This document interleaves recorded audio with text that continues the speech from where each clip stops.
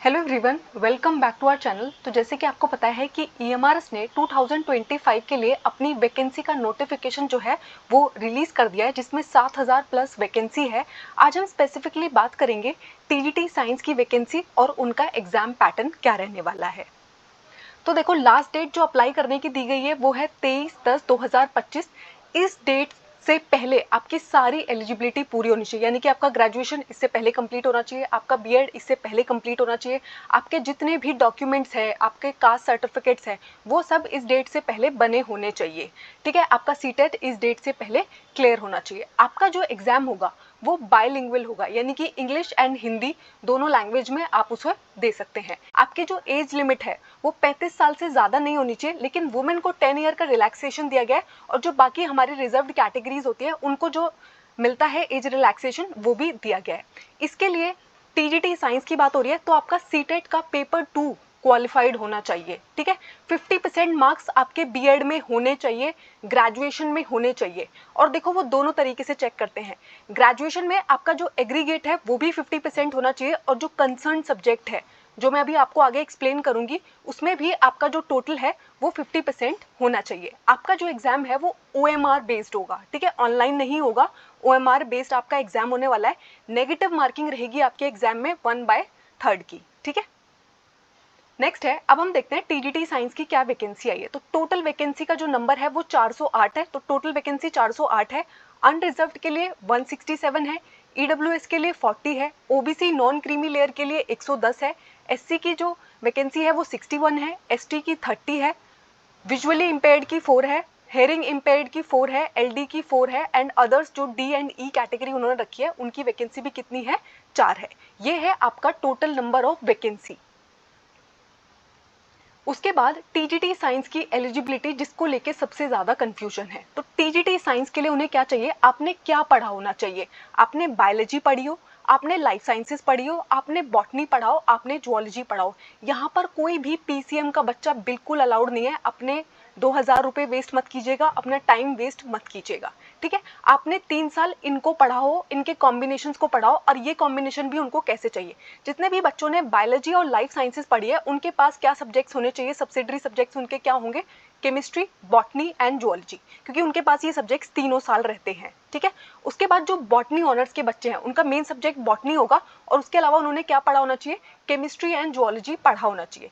Zoology के जो बच्चे हैं, जुअलॉजी उनका मेन सब्जेक्ट है, उसके अलावा उन्होंने क्या पढ़ा होना चाहिए, केमिस्ट्री एंड बॉटनी पढ़ा होना चाहिए। ये उनको एटलीस्ट आपने 1 साल पढ़ा हो, 2 सेमेस्टर आपने केमिस्ट्री पढ़ी हो, 2 सेमेस्टर आपने बॉटनी पढ़ी हो। इसको लेके बिल्कुल भी कोई कंफ्यूजन मत रखिएगा। पीसीएम का कोई भी बच्चा इसके लिए अप्लाई मत कीजिएगा, आपका सिर्फ टाइम वेस्ट होगा, डीवी में वो आपको निकाल देंगे। ठीक है, तो अगर आपने ये सब्जेक्ट कॉम्बिनेशंस पढ़ रखे हैं, ये आपके मेन सब्जेक्ट्स थे, ये आपके सब्सिडरी सब्जेक्ट्स थे, तो वो आपको अलाउ करेंगे, अदरवाइज वो आपको बिल्कुल अलाउ नहीं करेंगे। अब देखते हैं पैटर्न। देखो, पैटर्न में बिल्कुल चेंज आ गया है। पिछली बार जो हुआ था, पिछली बार सिर्फ एक पेपर हुआ था और उसी के बेसिस पे लोगों का सिलेक्शन हो गया था। इस बार क्या हुआ है, 2 टायर इंट्रोड्यूस किए गए हैं। सबसे पहला है टायर 1। तो जैसे कि आपको पता है एसएससी में होता है, बैंकिंग में होता है प्रिलिमिनरी एंड मेंस एग्जाम, उस तरीके से कर दिया गया। तो आपका जो टायर 1 एग्जाम है वो सिर्फ क्वालिफाइंग है नेचर में। क्वालिफाइंग का मतलब है इसको सिर्फ इसलिए लिया जा रहा है ताकि आपका टायर 2 में सिलेक्शन हो सके। इसके मार्क्स आपकी फाइनल मेरिट में आपके सिलेक्शन में नहीं जुड़ेंगे। ठीक है, क्वालिफाइंग है नेचर में। ठीक है, ओएमआर बेस्ड आपका पेपर होगा। आपको जो टाइम मिलेगा 2 घंटे 30 मिनट मिलेंगे। टायर 2 के लिए जो मेरिट बनेगी वो किसके बेसिस पे बनेगी, टायर 1 में जो 100 क्वेश्चन आएंगे उसके बेसिस पे बनेंगे। ठीक है, 1/10 रेशो को बुलाया जाएगा, यानी कि 408 वैकेंसी अगर है तो अराउंड 4080 बच्चे सिलेक्ट किए जाएंगे टायर 2 के लिए। टायर 1 का सिर्फ ये रोल है कि आपको टायर 2 में पहुंचाने में वो आपकी हेल्प कर रहा है, बाद में मेरिट में इसका कोई रोल नहीं होगा। अब हम देखते हैं इसके पैटर्न को। तो देखो, आपका जो टायर 1 का पैटर्न होगा सारे टीजीटी के लिए वो क्या रहने वाला है, इसको बहुत ध्यान से पढ़िएगा। ठीक है, जनरल अवेयरनेस के 10 क्वेश्चन आएंगे, 10 नंबर के होंगे। रीजनिंग के 15 क्वेश्चन आएंगे, 15 नंबर के होंगे। कंप्यूटर के 15 क्वेश्चन आएंगे, 15 नंबर के होंगे। टीचिंग एप्टीट्यूड जो पिछली बार सिर्फ 10 मार्क्स का था, इस बार उसकी वैल्यू बढ़ा के 30 मार्क्स कर दी गई है, तो बहुत वैल्यू बढ़ गई है।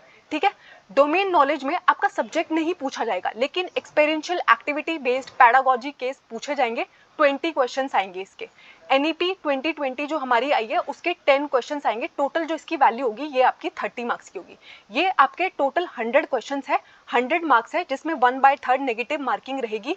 जो सेकंड टायर के लिए जो आपकी मेरिट बनेगी, यानी कि सेकंड टायर में कितने लोग पहुंच रहे हैं, उसके लिए ये 100 मार्क्स से आपकी वो बनेगी। लेकिन आपका जो पेपर होगा वो 130 मार्क्स का होगा। 130 मार्क्स में से आप 30 मार्क्स किस चीज़ के आएंगे, लैंग्वेज का एक पोर्शन आएगा जिसमें जनरल हिंदी होगी, जनरल इंग्लिश होगी और रीजनल लैंग्वेज होगी। जनरल हिंदी के 10 क्वेश्चन आएंगे, जनरल इंग्लिश के 10 क्वेश्चन आएंगे, रीजनल लैंग्वेज के 10 क्वेश्चन आएंगे। ये सिर्फ क्वालिफाइंग है, इसका रोल जो है टायर 2 की कट ऑफ बनाने के लिए यूज नहीं होगा। टायर 1 में पहुंचने के लिए भी ये सिर्फ आपको क्वालिफाई कर रहा है। 30 में से आपको क्या करना है, सब में 4 नंबर लाने हैं, ठीक है। 12 नंबर आपको मिनिमम लाने होंगे, ठीक है। सब में से इंग्लिश में आपके 4 आने चाहिए, हिंदी में आपके 4 नंबर आने चाहिए, रीजनल लैंग्वेज में आपके 4 नंबर आने चाहिए। 10 में से पॉजिटिव में, नेगेटिव में नहीं, पॉजिटिव मिला के 4 नंबर बैठने चाहिए सब में आपके इंडिविजुअली। ये जो 30 मार्क्स का पोर्शन है ये सिर्फ क्वालिफाइंग है, इसका मेरिट बनाने के लिए यूज नहीं किया जाएगा। टायर 2 की जो मेरिट बनेगी वो सिर्फ ऊपर वाले जो 100 क्वेश्चन है उनके बेसिस पर बनेगी। उसके बाद आता है आपका टायर 2, जिसके बेसिस पे आपका सिलेक्शन होने वाला है। तो इसमें आपका सब्जेक्ट डोमेन पूछा जाएगा। साइंस के लिए, टीजीटी साइंस के लिए आपका सब्जेक्ट डोमेन क्या है, बायोलॉजी पूछी जाएगी, फिजिक्स पूछी जाएगी, केमिस्ट्री पूछी जाएगी। नेक्स्ट वीडियो जो मैं बनाऊंगी उसमें मैं आपको बताऊंगी कि सिलेबस क्या रहने वाला है। तो ऑब्जेक्टिव के 40 क्वेश्चन आएंगे जिसकी वैल्यू कितनी होगी, 40 मार्क्स की होगी, ठीक है। डिस्क्रिप्टिव के सिर्फ 15 क्वेश्चन आएंगे लेकिन उनकी वैल्यू 60 मार्क्स की रहने वाली है, यानी कि 15 क्वेश्चन आपको दिए जाएंगे जो आपको लिखने हैं लेकिन उनकी वैल्यू 100 मार्क्स की होगी। तो टोटल मार्क्स आपका जो टायर 2 होगा वो भी 100 मार्क्स का होगा और इसको लिखने के लिए आपको 3 घंटे का टाइम दिया जाएगा, ठीक है। ऑब्जेक्टिव के लिए उन्होंने बता रखा है कि वो 1/3 नेगेटिव मार्किंग रखेंगे, डिस्क्रिप्टिव में तो नेगेटिव मार्किंग नहीं होती है, ठीक है। तो आपको इसके बेसिस पे आपका टायर 1 सिर्फ किस लिए है कि आप टायर 2 तक पहुंच पाओ तुम्हें, लेकिन टायर 2 बहुत ज़्यादा इंपॉर्टेंट है क्योंकि आपका जो फाइनल सिलेक्शन होगा, अगर आप टीजीटी साइंस बनेंगे तो वो किसके बेसिस पे बनेंगे, फाइनल मेरिट जो बनेगी वो किसके बेसिस पे बनेगी, टायर 2 के एग्जाम के बेसिस पे बनेगी। आई डोंट थिंक अब आपको कोई भी डाउट रह गया है। अगर कोई डाउट स्टिल रह गया है तो आप मुझे कॉमेंट सेक्शन में लिखिएगा, मैं आपका डाउट ज़रूर क्लियर करूँगी।